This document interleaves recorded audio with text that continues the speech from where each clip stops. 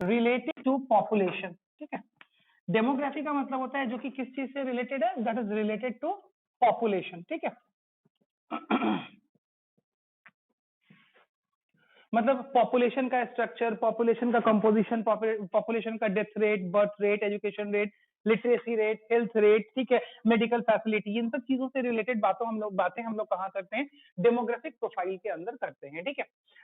तो देखिए क्या बोलता है डेमोग्राफिक प्रोफाइल में, सबसे पहले बोलता है demographic condition during the British rule exhibited all features of a stagnant and backward economy. मतलब स्टैग्नेंट एंड बैकवर्ड इकोनॉमी के जितने फीचर्स आ सकते थे हमारे डेमोग्राफिक प्रोफाइल में वो सारे फीचर्स आ रहे थे। क्या क्या हो सकता है आपका डेमोग्राफिक फीचर्स में, जो कि एक बैकवर्ड और लेस डेवलप्ड या अंडर डेवलप्ड इकोनॉमी के बारे में बताए। तो भाई बोलता है कि हमारा हेल्थ केयर सेक्टर बिल्कुल बकवास था, एजुकेशन बिल्कुल बकवास, लिटरेसी रेट बहुत कम, डेथ रेट बहुत ज्यादा, ठीक है, इन्फेंट मोर्टेलिटी रेट बहुत ज्यादा। मतलब कि कुल मिलाकर के एजुकेशन हेल्थ केयर के ऊपर हमारा कोई भी ऐसी चीजें नहीं थी जो कि ये कह सके कि एजुकेशन और हेल्थ केयर बहुत बढ़िया है, बहुत अप टू द मार्क था हमारा, कहाँ, ड्यूरिंग द ब्रिटिश एरा। मतलब वो लोग के मतलब ब्रिटिश के टर्म्स में ना कम हुआ, ऐसे तो कहते हैं कि मतलब बहुत सारा आश्रम था, हर आदमी को मतलब 100% नहीं तो वो लोग उस टर्म रखा होगा कि अगर आता है नाम लिखते तब ना, अगर हम लोग अपने टर्म से लिटरेसी रेट, नहीं, literacy rate as defined by UNDP, ठीक है, एज डिफाइंड बाय यूएनडीपी, जो डेवलपमेंटल इंडेक्स में लिटरेसी रेट का जो डेफिनेशन होता है, ठीक है, वो डेफिनेशन कह रहा था कि इंडिया में लिटरेसी नहीं, ठीक है। अब हम जैसे कि हम बोले कि आध्यात्म की जानकारी, ठीक है, या गीता की जानकारी, या कुरान का पढ़ा जाना, या मतलब कि इन चीजों का जाना कोई, जैसे फॉर एग्जाम्पल आपको लिखने नहीं आता लेकिन आप अध्यात्म जानते हैं, ठीक है, तो ऐसी चीजों को लिटरेट नहीं माना जाता। हाँ, तो हम लोग बिल्कुल उस टाइप, अगर आप अपने रिलीजन के बारे में जान रहे हैं, धर्म के बारे में जान रहे हैं, धर्म ग्रंथ की व्याख्या जान रहे हैं, ठीक है, तो वो लिटरेसी का पैमाना नहीं है, ठीक है। लिटरेसी का पैमाना है कि आपको अक्षर ज्ञान होना चाहिए, आपको राइटिंग आनी चाहिए, ठीक है, आप रीड एंड राइट कर सके, that is the definition of literacy. वो किस चीज का डेफिनेशन है, लिटरेसी का डेफिनेशन है, ठीक है। तो बोलता है डेमोग्राफिक प्रोफाइल हमारा ये बोलता है कि इंडिया एक स्टैग्नेंट और बैकवर्ड इकोनॉमी थी और उसके सारे इंडिकेशंस वहां पे थे।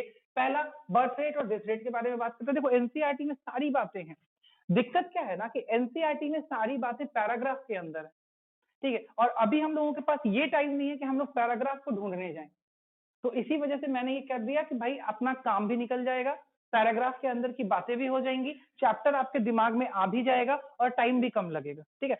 अगर आपको लग रहा है कि हाँ मेरे को एनसीईआरटी से ही पढ़ना है, आप 10 मिनट का टाइम हर दिन दे दीजिए, ठीक है, और बस जो मैंने पढ़ाया है ना वो वाला टॉपिक आप एनसीईआरटी से एक बार क्या कर लीजिए, रीड कर लीजिए, अगर आपको एनसीईआरटी कवर करने का मन कर रहा है।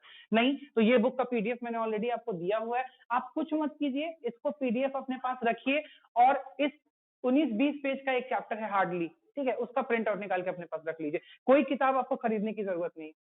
अगर आपने खरीदी हुई है वेल एंड गुड, नहीं खरीदी हुई है आप मतलब कि बहुत से बहुत हद 10-12 चैप्टर, कितने चैप्टर, 12 चैप्टर्स है, ठीक है। आपको अगर लग रहा है कि नहीं मुझे इसी से पढ़ना है, आप इसी से पढ़ लीजिए। अगर एनसीईआरटी से लग रहा है मेरे यहाँ पढ़ाने के बाद एक बार जाकर के बस एनसीईआरटी व्यू कर लीजिए, आपका काम बन जाएगा, कोई दिक्कत नहीं। इससे ज्यादा इसको वेटेज मत दीजिएगा, हम ये भी कह दे रहे हैं, इससे ज्यादा अगर इसको वेटेज दीजिएगा बाकी पेपर गड़बड़ हो जाएगा, ठीक है। आप लोग जो एक दिन ऑल इन वन का मेरे से क्वेश्चन टिक लगवा के ले गए, उसके बाद कहाँ गए ऑल इन वन, तो आप एक ही दिन में टिक लगवाए बाकी।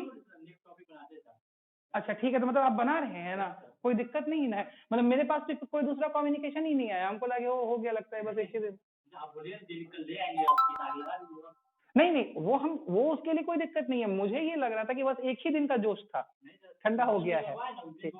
अच्छा ठीक है ठीक है ठीक है ठीक, मतलब आप अपना बनाते रहें, ये कहने का मेरा मतलब है कि आप मेरे से ये मत समझ के रखिए कि सर से टिक लगवाएं तब बनवाएं, नहीं भैया आप अपना बनाते रहिए, और जो क्वेश्चन डाउट है बल्क में डाउट पूछिए, ठीक है, क्योंकि अब आपके पास और मेरे पास दोनों के पास टाइम का थोड़ा सा इशू है, तो आप बल्क में डाउट पूछिएगा तो हम बल्क में आंसर कर पाएंगे, क्लियर है। और संडे माइंड मेकअप रखिएगा, सुबह से लेकर के 12 बजे तक का कोई काम नहीं रखिएगा, सुबह से 12 बजे के बीच में हम अकाउंटिंग रेशियो स्टार्ट करेंगे, इसलिए हम आज ही बोल दिए हैं कि अपना जो भी काम होगा उसको जैसे भी प्लान करना होगा प्लान कीजिएगा, सुबह से 12 बजे तक के बीच में आपको कोई टाइम देंगे।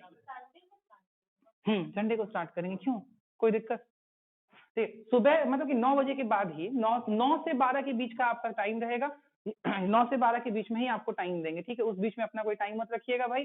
अकाउंटिंग रेशियो में अपना क्लास में आ जाइएगा, लास्ट चैप्टर है, मतलब कि जो प्रैक्टिकली लास्ट चैप्टर है, ठीक है, कवर करके खत्म करें। जिनका कैश फ्लो चल रहा है उनका कैश फ्लो ठीक ठाक चल रहा है, कंप्लीट हो गया, चलो बहुत बढ़िया। अरे मतलब आपको आइडिया आ गया ना बनाने चैप्टर का? हाँ बस ठीक है। अभी जो आपको अपने ऊपर बिलीव होना चाहिए कि मेरे को सिर्फ इलस्ट्रेशन या सिर्फ क्वेश्चन से मेरे को कोई मतलब नहीं, मुझे बस इतना मतलब है कि मैंने आपको पढ़ाया, बोर्ड में आपसे बनना चाहिए, हो गया बात खत्म। अब आप वो 2 क्वेश्चन बना करके अपने अंडर कॉन्फिडेंस ले आए या 50 क्वेश्चन बना के, ठीक है चलिए। बाकी आप लोगों का कंप्लीट हो गया? प्रैक्टिकल बना रहे हैं, ठीक है। अब प्रैक्टिकल को धीमा कर दो, ठीक है। अगर क्योंकि प्रैक्टिकल को धीमा करने का मतलब होता है कि 2 से 3 क्वेश्चन का टारगेट रखो। हाँ तो एक से ज्यादा बनाओ ही मत ना एक दिन में भाई, एक से ज्यादा बनाओ ही मत एक दिन में। तुम्हारा चैप्टर चल रहा है ना, तुम्हारे पास अभी 60 दिन टाइम है ना, ठीक है। तुम आगे से रिवीजन करना चालू करो, ठीक है। फिर 15-20 दिन बाद ऑटोमेटिकली तुम वहां पर पहुंच जाओगे, 15-20 दिन या 25 दिन बाद तुम वहां पहुंच जाओगे, या उस बीच में अगर तुम्हारा मन करने लगा तो तुम बनाना चालू कर दो। बिल्कुल बिल्कुल। और जो बच्चे ऑल इन वन नहीं बना रहे हैं भैया, वो लोग ऑल इन वन बनाना चालू कर दीजिए, दोबारा टाइम नहीं आएगा, समझ रहे हैं? अब कौन सा रिवीजन कीजिएगा? ठीक, अगर आप रात भर भी जाग जाइएगा बेटा, तब भी आप दोबारा रिवीजन नहीं कर पाइएगा, ठीक है। और अभी से अगर आप रात भर जागिएगा तो पेपर टाइम में क्या कीजिए? कोई दिक्कत नहीं है, बाकी किसी चीज में रिवीजन का जरूरत भी नहीं, रिवीजन सिर्फ अकाउंट ही खोजता है, ठीक है। बाकी जो चैप्टर में रिवीजन कराना होगा ना, उस मेरे ऊपर छोड़ दीजिए, हम आपको एग्जाम के बीच में भी बुलाएंगे। ऐसा आप जो सोच रहे हैं कि हम आपको एक बार छोड़ देंगे एग्जाम से पहले, नहीं। एग्जाम के बीच में अगर आपका जो आपका डेटशीट का पैटर्न निकलेगा, ठीक है, उस पैटर्न के हिसाब से आप एग्जाम के बीच में भी आएंगे, ठीक है। और यही सबसे बड़ा दिक्कत होता है कि जो बच्चे उस बीच में नहीं आते हैं मेरे पास में, उनका रिजल्ट गड़बड़ाता है, ठीक है। उस टाइम में क्या होता है, जैसे कि जैसे ही एग्जाम का टाइम नजदीक आता है, बच्चे क्या करते हैं, नहीं भैया अब हम अपने से देख लेंगे, ठीक है। उस अपने से देखने के चक्कर में ना बहुत चीज छूट जाता है, समझ रहे हैं? तो वो मान लिया कि 6 दिन का गैप या 7 दिन का गैप, जो गैप होता है पेपर के बीच में, उसमें आपको आप अपने से जो रिवीजन करेंगे और हम जो रिवीजन कराएंगे, दोनों में फर्क होगा, समझ रहे हैं? तो ये सब सारी बातें ध्यान रखिएगा। आप मेरे से तब तक कांटेक्ट बनाए रखिए, बेशक उसके बाद आप कांटेक्ट मेरे से कीजिए चाहे नहीं कीजिए, जब तक आपका रिजल्ट नहीं आ जाता है, ठीक है। हम आपके साथ में तब तक एसोसिएटेड हैं जब तक आपका रिजल्ट नहीं आ जाए। हाँ, रिजल्ट आने के बाद आपका कैरियर प्लान करके आप अपने कैरियर की तरफ आगे बढ़िए, तब आप फिर मेरे से निश्चिंत होइए कि ठीक है अब हम आगे बढ़ रहे हैं। तब तक के बीच में अगर आप एसोसिएशन छोड़ रहे हैं मेरे से, ठीक है, तो फिर घाटा आपका है, हमको कोई फर्क नहीं पड़ता, ठीक है, घाटा आपका है। आइए देखिए, birth rate and death rate बोलता है, both birth rate and death rate were very highly nearly 40 to 40 per thousand respectively, ठीक है। बोलता है कि देखो सिंपल है, अब तुमको ये 40 per thousand 48 per thousand याद नहीं होगा, ठीक है। तुमको बस यहाँ पे ये लिखना है कि भाई इंडिया में बर्थ रेट भी बहुत ज्यादा था और डेथ रेट भी बहुत ज्यादा था। Reason for the high birth rate, reason for the high death rate, ठीक है। इग्नोरेंस रीजन था, इलिटरेसी रीजन था हाई बर्थ रेट का, और डेथ रेट का रीजन क्या था? Inadequate medical facility. हो गया बात खत्म, कोई दिक्कत? और सबका एक इंपॉर्टेंट रीजन क्या है वो सबको पता है, मैसिव पॉवर्टी, गरीबी। गरीबी तो हर जगह का रीजन है, ठीक है, गरीबी तो पूरे इंडियन इकोनॉमी का मेन रीजन है, ठीक है। आइए, इन्फेंट मोर्टेलिटी रेट नेक्स्ट है। अब ये इन्फेंट मोर्टेलिटी रेट होता क्या है आपको मेरे हिसाब से पता होगा, अगर नहीं पता है तो जो इन्फेंट बेबी बॉर्न होते हैं इंडिया के अंदर, पर 1000 बेबीज में कितने बच्चे डेथ हो जाती है, ठीक है, ये कहलाता है इन्फेंट मोर्टेलिटी रेट, ठीक है। अब आइए क्या बोलता है, इन्फेंट मोर्टेलिटी रेट साफ साफ लिखता है death rate of children below the age of 1 year per 1000 live birth, ठीक है। मतलब 1000 बच्चे जो जन्म लेते हैं उनमें से 1 साल से अंदर के कितने बच्चे, पर 1000 बच्चे 1 साल के अंदर मर रहे हैं, इसको हम इन्फेंट मोर्टेलिटी रेट बोलते हैं। As simple as that. बोलता है was very high, it is 32 per 1000, मतलब कि पर 1000 बच्चों, which was very high, it was about 218 per 1000, while at present it is 32 per 1000। बोलता है उस समय जब हमारा इंडिपेंडेंस हो रहा था इंडिया में, 218 बच्चे पर 1000 बच्चे जन्म लेने के बाद क्या हो जाती थी, उनकी मृत्यु हो जाती थी। क्यों हो जाती थी भैया, रीजन आपको पता है, ठीक है। जैसे कि इन्होंने बोला, पहला रीजन क्या, पॉवर्टी, और दूसरा रीजन मेडिकल फैसिलिटी।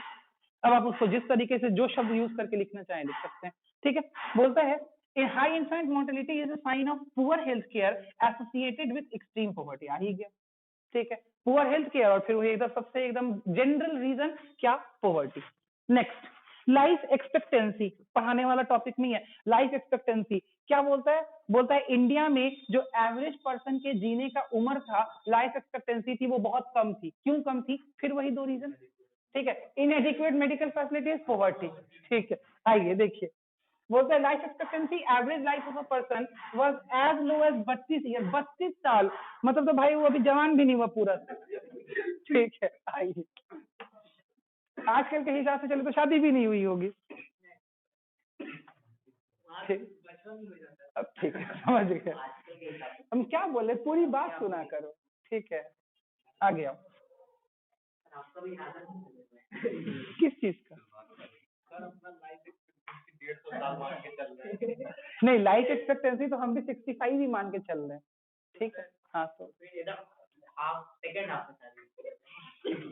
अब ये तो आप मेरी मम्मी को समझाएं तो ज्यादा बेटर होगा, इनवाइट कर लेते। हाँ, हम तो तैयार हैं, मम्मी मेरी नहीं तैयार है, अभी सोच रही हूँ। बोलिए बाहर नहीं जाना, विदेश नहीं रिकॉर्ड हो रहा है यार, तुम लोग तो मतलब एकदम। हाँ, आने के लिए करियर मेरे बारे में मेरे से ज्यादा आप लोगों को ज्ञान है, बहुत बहुत अच्छी बात, ठीक है। खैर चलिए आगे देखो। बोलता है was as low as 32 years while presently it is 69.4 years, मतलब ऑलमोस्ट 70 इयर्स अभी हमारे पास में क्या है, लाइफ एक्सपेक्टेंसी रेट है। बोलता है low life expectancy reflects lack of health care facilities, फिर वही बात है, lack of health care, lack of awareness, lack of means to avail them, ठीक है। एक lack of means to avail them का मतलब फिर आ गया पॉवर्टी, ठीक है। आगे आते हैं, मतलब यहाँ पे सारी जगह पे घूम फिर के क्या आ रहा है, पॉवर्टी। ये वाला चैप्टर का आपका बेस पकड़ा गया ना, तो इस वाले गरीबी, पहला चैप्टर बेस्ड अपॉन गरीबी, दूसरा चैप्टर बेस्ड अपॉन सरकार, ठीक है। वो हर चैप्टर का एक बेस है, क्योंकि वहां 5 ईयर प्लान पढ़ना है। 5 ईयर प्लान का मतलब क्या, सरकार, ठीक है। कौन से चैप्टर से क्वेश्चन आया है, उसके बाद तो बाकी फिर गरीबी तो किसी चैप्टर में। हाँ चल, कोई बात नहीं, आगे देखते हैं। गरीबी तो इस पूरे, गरीबी तो पूरा एक चैप्टर ही पढ़ना है, खैर। हाँ, और उसके अलावा नहीं, उसमें तो बहुत सारी चीजें पढ़नी है, क्रंचिंग, नॉन क्रंचिंग, ये वो दिस दैट, बहुत सारी चीजें उसके अंदर। गरीबी का भी टाइप है, ठीक है। एब्सोल्यूट पॉवर्टी, ठीक है, poverty, absolute poverty, extreme poverty, crunching poverty, बहुत सारा टाइप है भाई, पता नहीं हम लोग कौन से। हम लोग डूबते गरीब, वो कहते निकलते गरीब है, कभी गरीब हो जाते हैं, कभी गरीबी से बाहर आ जाते हैं, वैसे वाले गरीब है। आइए, लिटरेसी रेट इंडिया का कितना परसेंट था, 16% था, रिफ्लेक्टिंग सोशल बैकवर्डनेस, ठीक है। बोला लिटरेसी रेट बहुत ही कम था इंडिया के अंदर, 16% सोशल बैकवर्डनेस था, और उसमें से भी खास करके फीमेल लिटरेसी रेट कितना था, 7%। हो गया बेटा, शांत हो जाओ, समझ गए तेरी भावनाओं को हम। चल आगे आते हैं, demographic transition. Following are some of the notable points related to demographic transition। Transition का मतलब पता होता है ना, क्या होता है ट्रांजिशन का मतलब, समय के साथ चेंज होना, किसी एक फैक्टर का टाइम के साथ में चेंज होना, that is called transition. Demographic transition बोलता है in the history of demographic transition 1921 is regarded as the year of great divide. क्या होता है, बोलता है प्रायर टू 1921, 1921 से पहले population growth in India was very consistent, size of population kept fluctuating, increasing in one census and decreasing in the other. बोलता है 1921 से पहले इंडिया का जो पॉपुलेशन ग्रोथ था वो वाज नेवर कंसिस्टेंट। कंसिस्टेंट का मतलब होता है कि जो एक तरीके से लीनियरिटी में ग्रो करे, ठीक है। नेवर कंसिस्टेंट, कभी भी कंसिस्टेंट नहीं रहा। कभी किसी सेंसस में, सेंसस समझते हैं ना आप लोग, ठीक है, जब जनगणना होती है तो कभी किसी सेंसस में बहुत ज्यादा पॉपुलेशन हाइक हो रहा है, किसी सेंसस में बहुत ज्यादा पॉपुलेशन क्या हो रहा है, लो हो रहा है, कम हो रहा है। मतलब इंडिया में एपिडेमिक्स वगैरह बहुत आते थे, और जब एपिडेमिक्स आते थे तो लाखों की संख्या में लोग मरते थे। तो इसकी वजह से जो आपका ये था, जो पॉपुलेशन ग्रोथ था, वो पॉपुलेशन ग्रोथ कभी भी लीनियर नहीं हुआ करता था इंडिया के अंदर। After 1921 population in India recorded a consistent rise, ठीक है, मतलब राइज ही हो रहा था पॉपुलेशन। 1921 में ईयर ऑफ ग्रेट डिवाइड के बाद इंडिया में लगातार सेंसस में पॉपुलेशन क्या हुआ, इंक्रीज हुआ। Thus, the census 1901 showed a decline of 0.04 crore in total population। the population में decline भी इंडिया में हुआ था, कब के सेंसस में, ये सेंसस था 1901 का। और the mere issue, the mere factor of decline was the issue of epidemic, ठीक है। क्या हो गया था, एपिडेमिक का आउटब्रेक होने की वजह से इंडिया में पॉपुलेशन कम हुआ था, पॉपुलेशन गिरा था। लेकिन ये कब की बात है, ये 1901 की बात है, ठीक है। फ्रॉम, और कितने से कितना हुआ, इतने से अपने को कोई बहस नहीं है भाई। ये कहने का मतलब है कि प्रायर टू 1921 इंडिया का पॉपुलेशन कभी बढ़ भी जाता था, कभी घट भी जाता था सेंसस के अंदर, ठीक है। उसके बाद बोलता है the census 1911 showed a rise of 1.38%, लेकिन अगेन द सेंसस ऑफ 1921, ठीक है, देखो कितने कितने साल बाद सेंसस हो रहा है, 10-10 साल बाद। 1901 में हुआ, 1911 में हुआ, 1921 में हुआ, ठीक है। शोड अ डिक्लाइन ऑफ 0.07, मतलब यहाँ पे ये बताने की कोशिश कर रहा है कि 1901 से 1921 के पीरियड तक कभी पॉपुलेशन बढ़ा, कभी पॉपुलेशन घटा। नेक्स्ट बोलता है फ्रॉम द ईयर 1921 ऑनवर्ड, लेकिन 1921 के ऑनवर्ड ये ट्रांजिशन बता रहा है, ये सारा आपको ना ट्रांजिशन डिस्कस कर रहा है। आप बस ये याद रखोगे कि प्रायर टू 1921 इंडिया का पॉपुलेशन क्या हो रहा था, कभी बढ़ रहा था, कभी घट रहा था, लेकिन 1921 के बाद क्या हुआ, population in India recorded a consistent rise, ठीक है। उसके बाद 1921 के बाद इंडिया में कभी भी पॉपुलेशन फॉल नहीं हुआ, हमेशा उसके बाद पॉपुलेशन क्या हुआ, राइज हुआ। इसके बहुत सारे कारण हो सकते हैं। इसके कुछ कारण ये हो सकते हैं कि एपिडेमिक आउटब्रेक इंडिया में कम हुआ, ये भी कारण हो सकता है कि थोड़ा सा इंडिया में लिटरेसी बढ़ी, ठीक है। थोड़ा सा ये भी कारण हो सकता है कि इंडिया में मेडिकल फैसिलिटीज और पहले के बनिस्बत थोड़ी ठीक हुई थी, और सबसे बड़ा ये कारण था कि इंडिया में पॉपुलेशन ग्रोथ पे कोई कंट्रोल नहीं था। नेक्स्ट, तो इसका कहने का मतलब ये हो गया कि बर्थ रेट इंडिया का ज्यादा था as compare to the death rate during the year after 1921, जिसकी वजह से सेंसस में पॉपुलेशन क्या हो रहा था, तेजी से इंक्रीज कर रहा था।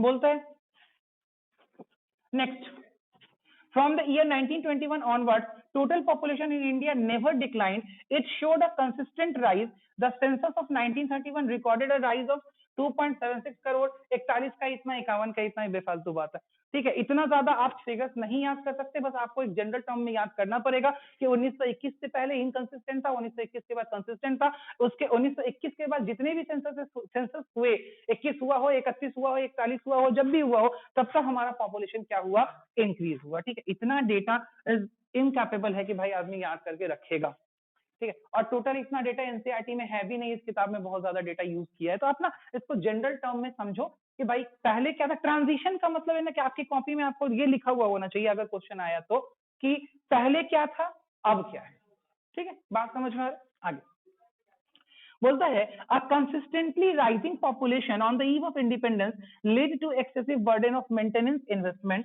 It is an expenditure which a country has to incur on the maintenance of the existing population. अब आप बोलेंगे सर कंट्री को पॉपुलेशन के मेंटेनेंस पे कंट्री को क्यों खर्चा करना पड़ता है, पॉपुलेशन के मेंटेनेंस पे तो हम और आप खर्चा करेंगे, ठीक है। तो ये पॉइंट, ये वाला पॉइंट समझ में आ रहा है, दिस इज इंपॉर्टेंट पॉइंट। ये पॉइंट आपको समझना पड़ेगा कि ऐसा क्यों लिख रहा है कि पॉपुलेशन के बढ़ने से एक्सेसिव जो बर्डन, कंट्री का एक्सेसिव बर्डन कहाँ बढ़ता है यार, कैसे बढ़ता है? इलेक्शन में कंडक्ट रहेगा या कुछ भी, देखो जितना भी, हाँ, जो भी गवर्नमेंट के एडमिनिस्ट्रेटिव वर्क्स होंगे, प्लस जो भी गवर्नमेंट के डेवलपमेंटल वर्क्स होंगे, प्लस जो भी गवर्नमेंट के वेलफेयर वर्क्स होंगे, ठीक है, everything is related and it's directly proportional to the amount of the number of population in the country, ठीक है। बिकॉज आपको ये नहीं देखना ना, सर्वाइवल की बात यहाँ नहीं आ रही है। सर्वाइवल का कंजम्पशन कौन करता है, पॉपुलेशन खुद करता है, लेकिन उसके अलावा मेंटेनेंस का जितना काम है वो किसको करना पड़ता है, सरकार को। भाई ज्यादा पॉपुलेशन होगा तो सड़कें ज्यादा चाहिए होंगी, ज्यादा पॉपुलेशन होगा तो कॉलोनीज ज्यादा चाहिए होंगी, पब्लिक एम्यूनिटीज ज्यादा चाहिए होगी, पब्लिक सर्विसेज ज्यादा चाहिए होंगे, हेल्थ केयर ज्यादा चाहिए होगा, हॉस्पिटल ज्यादा चाहिए होंगे, पब्लिक एडमिनिस्ट्रेशन में लोग ज्यादा चाहिए होंगे, बहुत सारी चीजें हैं जो ज्यादा चाहिए होंगी। और ये सब चीजें जितनी ज्यादा होती जाएंगी उतना आपका खर्चा क्या होता जाएगा, बढ़ता जाएगा, ठीक है। When the maintenance investment is high, growth oriented investment remains low, जो इंडिया का अभी भी हाल है, ठीक है। जो 1947 में क्या था, अभी भी वही हाल है कि भैया अगर वेलफेयर के ऊपर खर्च होगा तो ग्रोथ के ऊपर खर्च नहीं होगा। एलोकेशन तो कहीं एक जगह ही करोगे ना, या तो ग्रोथ से करोगे या तो वेलफेयर से करोगे, ठीक है। आगे बढ़ते बोलिए, यहां तक कोई कंफ्यूजन नहीं है? ये चैप्टर एक्चुअली कंफ्यूजन का है भी नहीं, ये चैप्टर एकदम नॉर्मल चैप्टर है, एकदम आराम से निकलेगा। Next, high maintenance and low growth oriented investment on the eve of independence is another feature. तो बोलते हैं अनदर फीचर क्या था, high maintenance and low growth, high maintenance and low growth oriented investment. आप एक्सपेंडिचर कहाँ कर रहे थे, आप एक्सपेंडिचर वेलफेयर पे कर रहे थे, आप एक्सपेंडिचर सर्वाइवल से कर रहे थे, ग्रोथ पे कोई भी आपका एक्सपेंडिचर नहीं हो रहा था। और ग्रोथ से अगर किसी इकोनॉमी का एक्सपेंडिचर नहीं होगा तो वो इकोनॉमी आगे आने वाले 10 साल में कभी भी ग्रो नहीं कर सकती, ठीक है। अच्छा, ग्रोथ क्या है, ग्रोथ कंटिन्यूअस प्रोसेस है या ग्रोथ एक you can say time phase का कंटिन्यूअस प्रोसेस है, ठीक है। ग्रोथ तभी हो पॉसिबल है जब आप उसको लगातार उसमें कुछ ना कुछ क्या करते रहो, चेंज करते रहो या ऐड करते रहो। यू कैन से, हाँ चेंज भी आप कह सकते हैं, लेकिन ज्यादा अप्रोप्रिएट वर्ड होगा कि आप उसमें कुछ ना कुछ हमेशा क्या करते रहो, ऐड करते रहो, ठीक है। बोलता है however the underlying fact is that till 1951 the rise in India's population was never alarming, it ranged between mild to modest, ठीक है। बोलता है ऐसा नहीं था, लेकिन पॉपुलेशन इंडिया का राइज कर रहा था, but that is not a feature जिसकी वजह से कोई घबराहट की बात हो, ठीक है। ऐसा नहीं था कि इंडिया का पॉपुलेशन आउटब्रेक हो रहा था या पॉपुलेशन एक्सप्लोजन हो रहा था इंडिया के अंदर। पॉपुलेशन इंडिया का बढ़ रहा था, धीरे धीरे बढ़ रहा था, ठीक है। क्यों बढ़ रहा था? बिकॉज बहुत सारे ऐसे एपिडेमिक्स थे, बहुत सारी ऐसी डिजीजेस थी जिसपे मेडिकल सर्विसेज ने क्या कर लिया था, कंट्रोल कर लिया था, ठीक है। बहुत ज्यादा लाखों की तादाद में जो मौत होती थी वो मौतें होनी कम हो गई थी, तो इस वजह से पॉपुलेशन इंक्रीज कर रहा था। लेकिन there was not a problem of explosion, explosion नहीं था, ऐसा नहीं था कि मार हो रहा है, बहुत ज्यादा पॉपुलेशन राइज कर रहा है, ये बात कह रहा है। क्योंकि ना पॉपुलेशन से अफेक्टेड उस टाइम में चीजें कम थी। आज के दिन अगर हम बोले तो India is a highly populated populace country और पॉपुलेशन एक्सप्लोजन है इंडिया के अंदर, ठीक है। उस time that was not the explosion, उस टाइम तो रिटेंशन की बात हो रही थी कि लोग जिए, ठीक है। तो ये बोला कि बहुत अलार्मिंग नहीं था। It was only from 1951 onwards that the rising population became explosive in nature and the country started facing a serious challenge in terms of population exposure. बोलता है 1951 के बाद जब इंडिया इंडिपेंडेंट हुआ, इंडिया इंडिपेंडेंस के बाद जाकर के पॉपुलेशन एक्सप्लोजन हुआ इंडिया में, एंड पॉपुलेशन इज नाउ, मतलब उस टाइम से के बाद से पॉपुलेशन एक चैलेंज की तरह इंडिया को देखना पड़ा। उससे पहले इंडिया में पॉपुलेशन बहुत ज्यादा कोई एक चैलेंज का मामला नहीं हुआ करता। नेक्स्ट पॉपुलेशन से रिलेटेड, तो इसका जीस्ट क्या निकला? इसका जीस्ट निकला कि भैया सब चीज में हम लोगों को दिक्कत थी, birth rate, death rate, infant mortality, life expectancy, और सब चीज क्यों गड़बड़ थी? दो कारण की वजह से, पहला गरीबी और दूसरा मेडिकल फैसिलिटी का ठीक नहीं। क्लियर है? चलिए नेक्स्ट बोलता है ऑक्यूपेशनल स्ट्रक्चर। ऑक्यूपेशनल स्ट्रक्चर में कुछ नहीं याद रहे तो सिर्फ क्या याद रहना चाहिए? Primary sector. इस पूरे चैप्टर में अगर ऑक्यूपेशनल स्ट्रक्चर में आपको कुछ नहीं आता है, सिर्फ क्या याद रहना चाहिए? प्राइमरी सेक्टर, ठीक है। मोर देन 70% पॉपुलेशन कहाँ था आपका ऑक्युपाइड?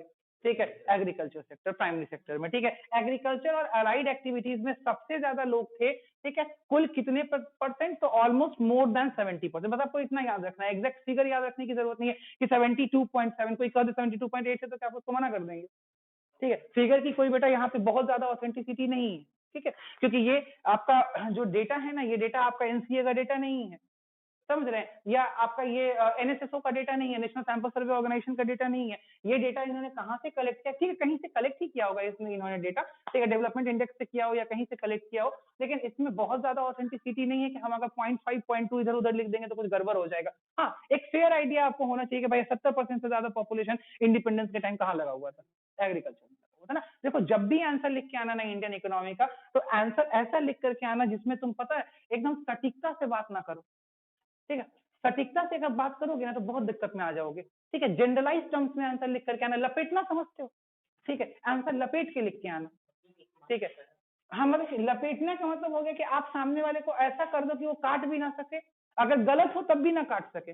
अब 70% से ज्यादा क्या आप गलत थोड़ी कह रहे हो, ठीक है। आपको एग्जैक्ट फिगर नहीं याद है, मोर देन 70%, बात खत्म। हाँ, हर फिगर के आगे अप्रोक्स, हाँ याद था, आप पूछे नहीं तो हम तो अप्रोक्स 70% लिख ही रहे हैं, क्या गलत लिख रहे हैं, ठीक है।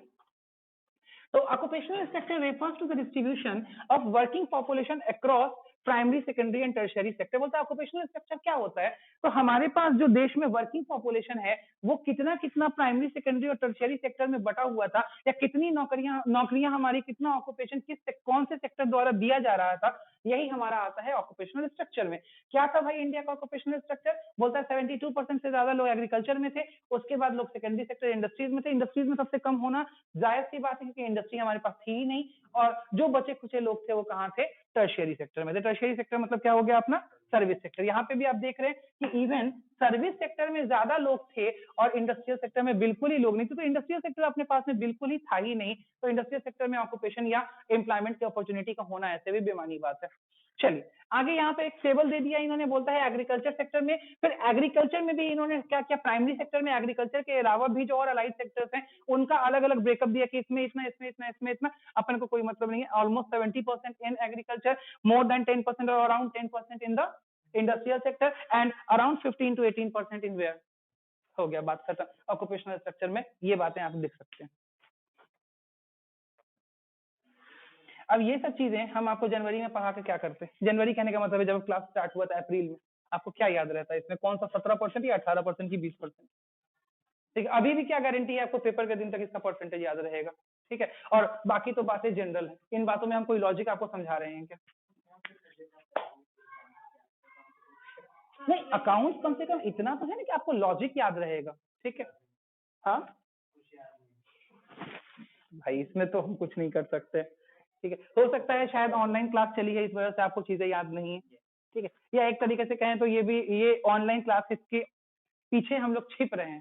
ठीक है, कि ऑनलाइन चली है तो ये हाल है। ठीक है, वो वजह इस वजह से ही है क्योंकि ये ऑनलाइन क्लासेस चली हैं। ठीक है, इसीलिए हम भी कॉन्फिडेंट नहीं हो पा रहे हैं कौन सा बच्चा कितना। पीछे बार क्या होता था ना कि हमको पता होता था एटलीस्ट कि मेरा कौन सा बच्चा कितना जान रहा है, कितना पानी में। इस बार तो मेरे को पानी का ही पता नहीं कि कहाँ है। ठीक है, ये देखिए, तो हमारा ही लेनी देनी कर देता है लड़का। ठीक है, हम तो पानी में होते ना तो पता नहीं आपको दिखाई ही नहीं देते। ठीक है, इतने सारे चैप्टर्स आप बना लिए हो, हम पानी में नहीं है भाई। ठीक है, हम पानी के थोड़ा ऊपर है, आधा पानी में। ठीक, चल बोलता है एग्रीकल्चर जो था वो प्रिंसिपल सोर्स ऑफ ऑक्यूपेशन था। प्रिंसिपल सोर्स ऑफ ऑक्यूपेशन, इसमें कोई खास बातें नहीं लिखी हुई है भाई। ठीक है, प्रिंसिपल सोर्स का मतलब क्या होता है? मेन सोर्स ऑफ ऑक्यूपेशन था। ठीक है, आइए फिर वही बात को घुमा फिरा के लिखता है कि 72.7% वर्किंग पॉपुलेशन कहाँ एंगेज था? एग्रीकल्चर में एंगेज था। ठीक है, बोलता है percentage of population dependent on agriculture is much less in advance countries of the world. ठीक है, ये बोल रहा है कि भाई इंडिया बैकवर्ड कंट्री थी, यही वजह था कि उस टाइम इंडिया में ज्यादा पॉपुलेशन कहाँ इकट्ठा था? हमारे पास एग्रीकल्चर में इकट्ठा था। फिर आगे बात बोलता है industry and insignificant source of occupation. क्या हुआ बेटा?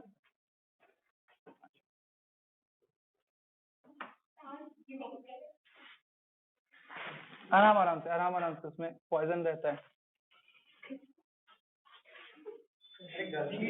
हो गया चलिए, बोलता है इंडस्ट्री एंड, इतना करीब से मत मारो भाई, बेवकूफी वाला बात है।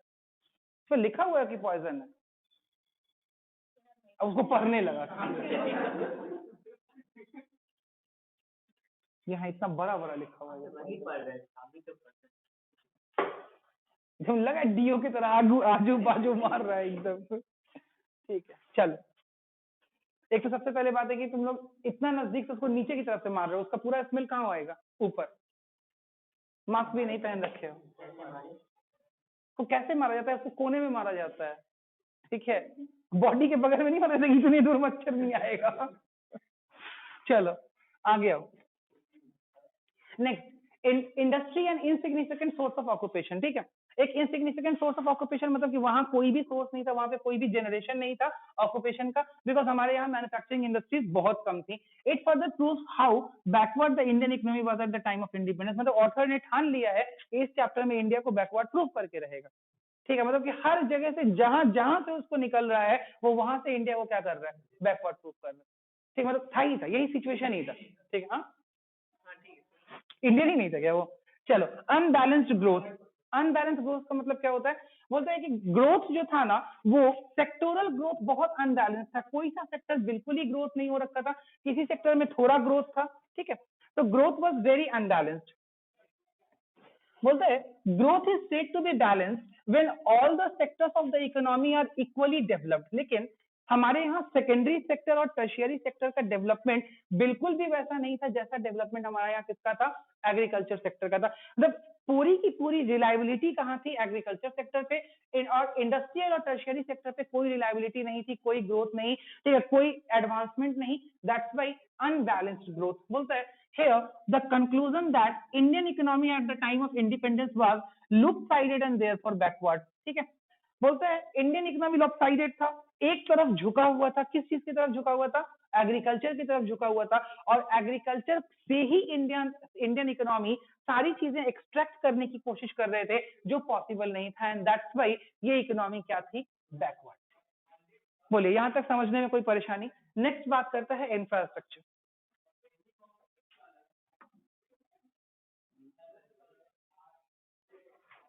इंफ्रास्ट्रक्चर, ठीक है, roads, bridges, dams, electricity, other infrastructure facilities का क्या हाल था इंडिया के अंदर? देखिए बोलता है infrastructure refers to the elements of economic change. Elements of economic change, इस शब्द का क्या मतलब होता है? Elements of economic change, infrastructure refers to the elements of economic change. Economic change का मतलब क्या होता है? इकोनॉमिक चेंज का क्या मतलब? जो जो टर्म्स जरूरी है समझाना वो हम समझा दें आपको इस चैप्टर में। इकोनॉमिक चेंज, इकोनॉमी के अंदर क्या होने वाले चेंज, बदलाव करने वाले फैक्टर्स, ठीक है। एक इकोनॉमी के अंदर वो कौन से फैक्टर्स हो सकते हैं जो डेवलपमेंट करें, चेंज करें? तो भाई इकोनॉमी के अंदर चेंज फैक्टर्स क्या क्या हो सकते हैं बताइए? इकोनॉमी के अंदर अगर हेल्थ केयर में चेंज हो जाए, ठीक है, ट्रांसपोर्टेशन, कम्युनिकेशन, वेयर हाउसिंग, इन सब चीजों में चेंज हो, तो हम उसको कह सकते हैं कि क्या है, ये चेंज फैक्टर्स है। जैसे आज हमारे देश में क्या चेंज फैक्टर हो सकता है? आज हमारे देश में क्या चेंज फैक्टर हो सकता है? इंडिया में क्या ब्रिजेस चेंज फैक्टर हैं? फ्लाईओवर्स क्या चेंज फैक्टर हैं? डैम्स का बनना, hydel power plant, nuclear power plant, electrical sub station, electrical grid station, ये सारे क्या है? क्या ये चेंज का पैटर्न, क्या ये चेंज के एलिमेंट हैं? बिल्कुल। इन्हीं के चेंज से तो हम कह पाते हैं कि इकोनॉमी क्या हो रही है, डेवलप हो रही है, ठीक है। तो चेंज फैक्टर्स जो होते हैं, उन चेंज फैक्टर्स का क्या हाल था? बोलता है economic change factors like means of transport, communication, banking, power, energy, ठीक है, and the element of social change. देखो दो तरह का चेंज होता है, एक होता है टेक्नोलॉजिकल चेंज, ठीक है, दूसरा होता है सोशल चेंज, समाज का बदलाव। समाज का बदलाव सबसे ज्यादा किस चीज से होता है? एजुकेशन, दूसरा हेल्थ, तीसरा कस्टम्स एंड रियलिटीज, ठीक है, चौथा नॉन डिस्क्रिमिनेटरी प्रैक्टिसेस। इन सब चीजों से समाज का क्या होता है? बदलाव होता है, समाज में चेंज होता है, ठीक है। तो ये सारे चेंज फैक्टर्स उस टाइम इंडिपेंडेंस के टाइम इनकी क्या हालत थी, ये हम लोगों को बोला गया देखने के लिए, कि समझने के लिए कि इन चेंज फैक्टर्स की क्या हालत थी। क्या हो गया? देखिए तो बोलता है चेंज फैक्टर्स क्या थे? The state of India's infrastructure on the eve of independence can be describe in terms of the following observation. Railway were developed to transport finished goods from Britain to the interior of the colonial India. With a view to widening the market, it aimed at widening the size of the market from the British products in India. बोलता है Britishers ने पहला infrastructural development किया जो कि अपने ही फायदे के लिए किया, वो था रेलवे, ताकि फिनिश्ड गुड्स को गांव-गांव तक पहुंचाया जा सके और ब्रिटेन की प्रोडक्ट की मार्केट इंडिया में क्या हो, बढ़े, ठीक है, पहला। दूसरा, ports were developed, ports develop किए गए, बंदरगाह बनाए गए, ठीक है, जहां शिप्स आके लग सके और सामान ज्यादा से ज्यादा एक्सपोर्ट इंपोर्ट किया जा सके। बोलता है ports were developed to handle export of the raw material to Britain and import the finished goods from Britain. मतलब ऊपर वाला भी अपना फायदा, सेकंड वाला भी अपना फायदा, रेलवे का डेवलपमेंट ब्रिटेन का फायदा, पोर्ट्स का डेवलपमेंट ब्रिटेन का फायदा, ठीक है। Post and telegraph were develop to enhance administration efficiency, इसमें भी किसका फायदा? ब्रिटेन का फायदा, ठीक है। मतलब उन्होंने पोस्टल सिस्टम को डेवलप किया ताकि डिफरेंट बहुत दूर के स्टेट और डिस्ट्रिक्ट तक अपने ऑफिसर्स से बातचीत की जा सके, ठीक है। उन्होंने टेलीग्राम का डेवलपमेंट किया ताकि मैसेजेस बहुत इजीली क्या हो सके, अपने ऑफिसर्स तक वो ट्रांसफर कर सकें, ठीक है। नेक्स्ट बोलता है roads were developed to facilitate the transportation of raw material from different parts of the country to the port. और बंदरगाह से जुड़ते हुए, ठीक है, जो उनके पोर्ट स्टेशन थे जहां पे उनकी शिप्स लगती थी, उनको जोड़ते हुए उन्होंने बहुत सारे रोड्स बनाए जो कि गांवों को कनेक्ट कर रहे थे, ताकि रॉ मटेरियल को गांव से निकाल के पोर्ट तक लाना क्या हो जाए, आसान हो जाए। तो मतलब एवरीथिंग, एवरी पॉइंट, ठीक है, मान लिया वो इंफ्रास्ट्रक्चर डेवलपमेंट हुआ, वो इंडिया में उनके जाने के बाद भी रहा, लेकिन दैट टाइम जब on the eve of independence वो अगर था, तो उनमें से कोई भी इंडिया के इकोनॉमिक चेंज में उस टाइम कंट्रीब्यूट नहीं कर रहा था, ठीक है, भले वो आज कंट्रीब्यूट कर रहा हो, ठीक है।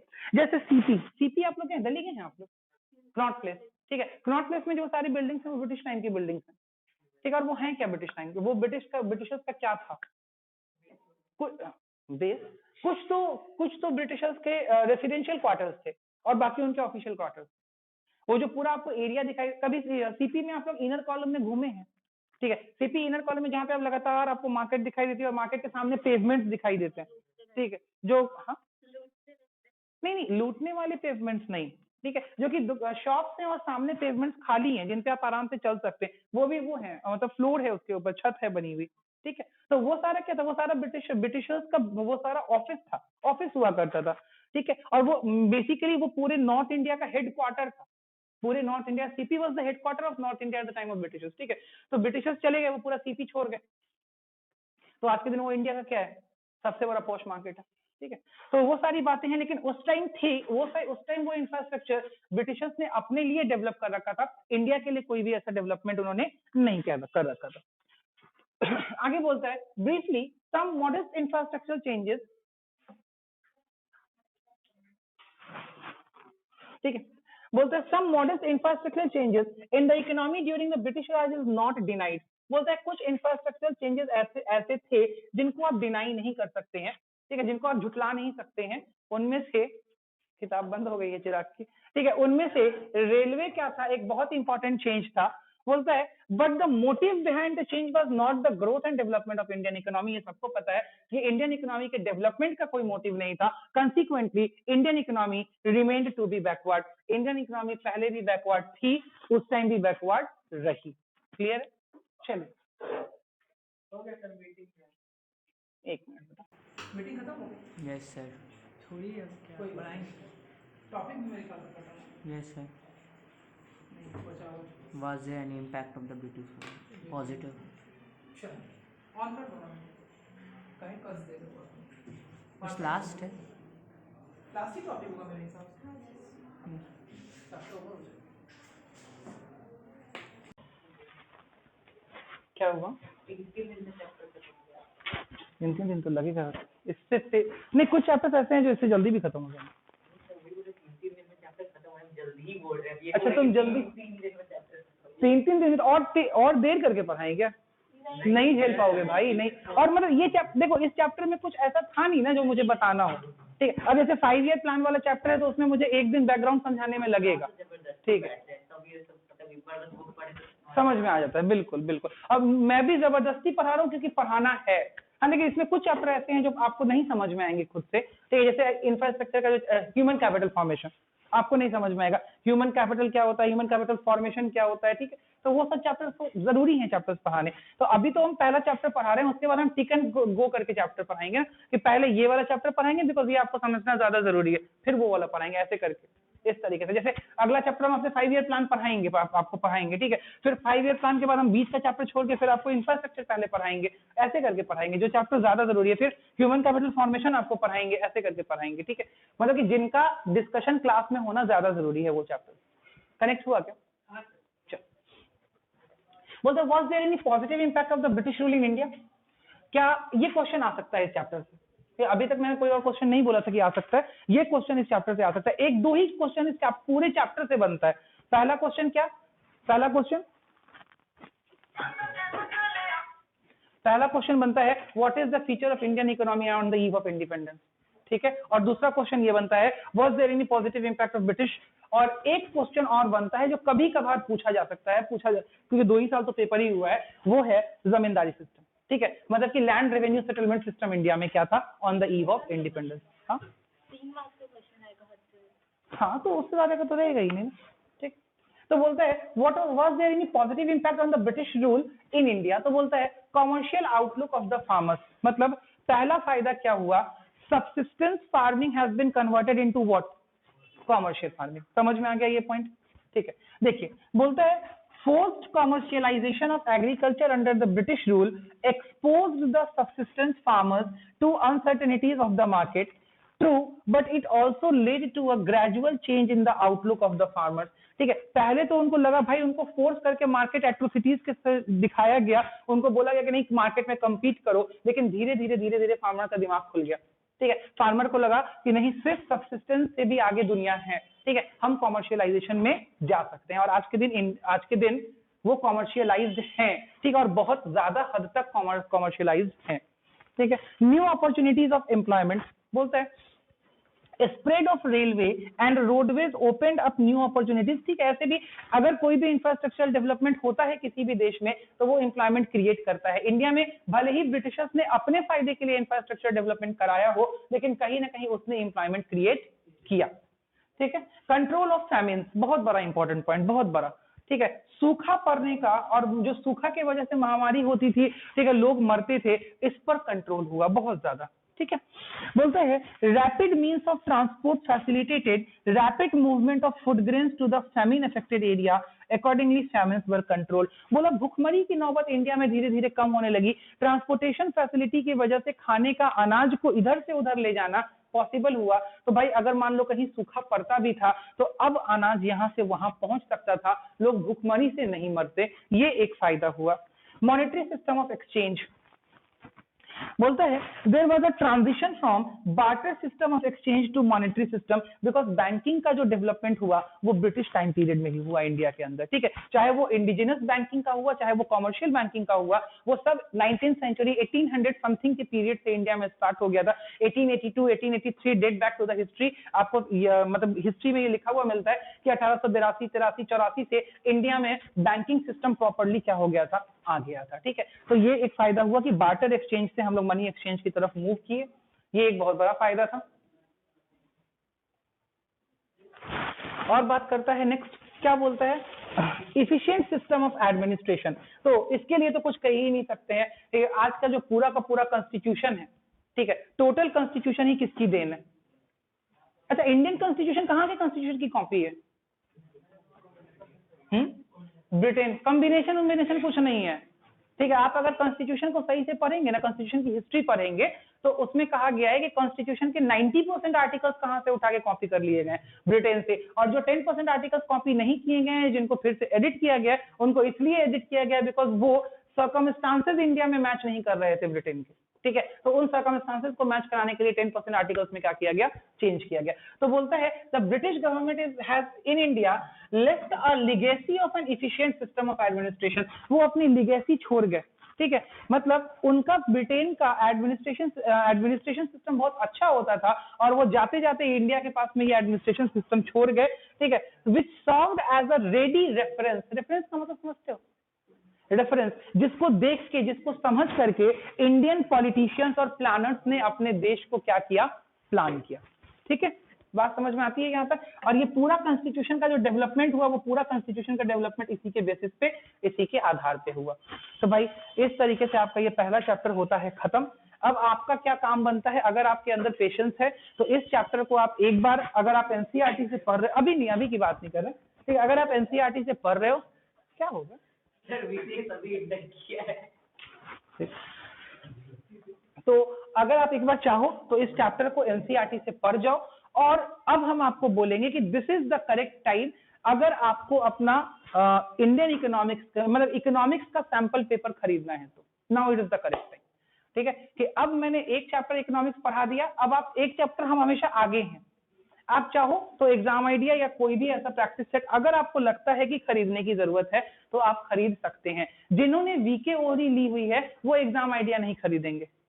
ठीक है, जिनके पास मैक्रो इकोनॉमिक्स और इंडियन इकोनॉमिक्स की वीके ओरी की किताब है वो एग्जाम आइडिया मत खरीदना।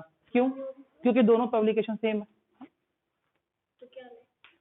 हम उनको सजेस्ट करेंगे। अभी रुक जाओ, खरीदना चाह रहे हो हमसे फोटो स्टेट ले लेना। मतलब है क्या तुम्हारे पास एग्जाम आइडिया?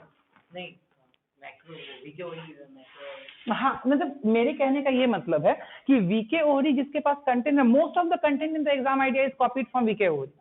ठीक है, तो अगर वीके ओरी की किताब है ही है तो फिर एग्जाम आइडिया लेने से फायदा नहीं है। तो फिर आप या तो चाहो तो ऑल इन वन ले लो, ठीक है, या कोई और दूसरा पब्लिकेशन देख लो। हाँ, जिनके पास संदीप गर्ग है, ठीक है, वो चाहो तो एग्जाम आइडिया ले सकते हो, कोई दिक्कत नहीं।